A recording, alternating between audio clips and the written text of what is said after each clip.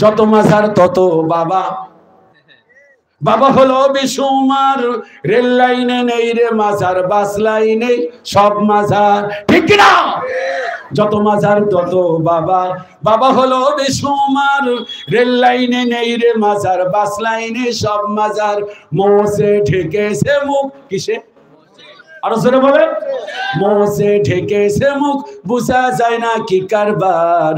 ও আমার পাগলা বাবা, ও আমার খেপা বাবা, পরকালে বাঁচাবে তোর কোন বাবা? কথা বলা ঠিক কিনা? আবার গান গায়, এদেশে আছে কিনা জানি না, ঢাকা অভাব নাই। পাহাড়ের নিচে বাতি জ্বলে, পাহাড়ের নিচে বাতি জ্বলে, ঝড় তুফানে নিভে না। আমার বাবার মুরিদ হইলে নামাজ রোজা লাগে না। টুন টুন টুন টুন, আছে না নাই? আসিবান নাস, তোমাদের কি ধারণা? সূরা রূপ 2 নম্বর আয়াত, আইয়ুতরাকু, এমনি তোমাদেরকে ছেড়ে দেব। এই যে হুজুররা, এই যে হুজুররা যারা বলছেন যে জান্নাতে যারা সহজ, দলিল নেন। আসিবান নাস, আরো কঠিন কঠিন আয়াত আছে, ধৈর্য ধরেন, বসেন। আইয়ুতরাকু, এমনি ছেড়ে দিব। আইয়ুতরাকু আইয়াকুলু আমান্না, মুখে বলবা আমরা ঈমান এনেছি। ওয়া হুম লা ইফতানুন, আমি কি পরীক্ষা করব না? আম হাসিবতুম আন তাদখুলুল জান্নাহ ওয়ালাম্মা ইয়াতিকুম মাসালুল লাযিনা খালাউ মিন ক্বাবলিকুম, এমনি জান্নাতে যাওয়া সহজ ব্যাপার না। মাসাতুহুমুল বাসা ওয়াদ দাররা ওয়া সুলসিলু হাত্তা ইয়াকুলা রাসূল ওয়াল্লাযিনা আমানু মাআহু মাতা নাসরুল্লাহ। এমন বিপদ আসবে, মুসিবত আসবে, তোমাদের উপর ভূমিকম্পের মতো বিপদ আসবে। ইবিন কি এমন অবস্থা দাঁড়াবে, নবী রাসূলের পূর্ববর্তী নবী রাসূলেরা, তার সাহাবীরা বলেছে মাতা নাসরুল্লাহ। শুধুমাত্র সাধারণ জনগণ বলে নাই, নবী রাসূলেরা বলেছে মাতা নাসরুল্লাহ, আল্লাহর সাহায্য কত দূর। শুনতেছেন? আরো শোনেন, খাব্বাব বিন আরাত, বিশ্বনবী এরকম আরামান ফরমাচ্ছিলেন, এসে বললেন ইয়া রাসূলুল্লাহ, আপনি কি আমাদের জন্য দোয়া করবেন না? হ্যাঁ, আমরা তো মার খেয়ে শেষ হয়ে গেলাম, আপনি দেখেন না? আল্লাহু আকবার। নবীজি আর চলে না, শরীর আর চলে না।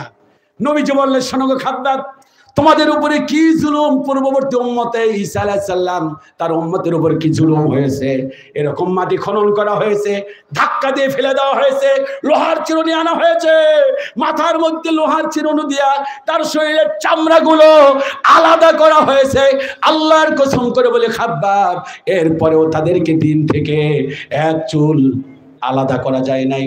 অতএব আমার ভাইরা, লম্বা হাদিস, আমি হাদিসটা পুরোটাই শোনালাম না।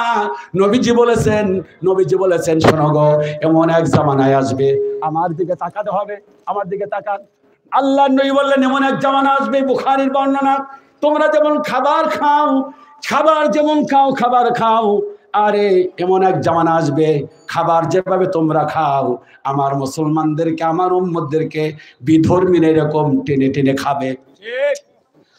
আল্লাহর নবীর সাহাবীরা বললেন ইয়া রাসূলুল্লাহ, আমাদেরকে এরকম অমুসলিমরা খাবে, ইহুদিরা আমাদেরকে খায়, হিন্দুরা আমাদেরকে খায়, বৌদ্ধরা আমাদেরকে খায়, খ্রিস্টানরা আমাদেরকে খায়, নামধারী মুসলমানরা আমাদেরকে খায়।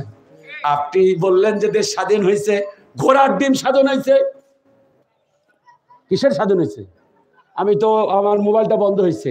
আসিম মাহাতাব সাহেবের আজকে একটা ভিডিও দেখলাম, আগামী বছর ক্লাস 9 নিয়ে একটা গল্প সাজিয়েছে।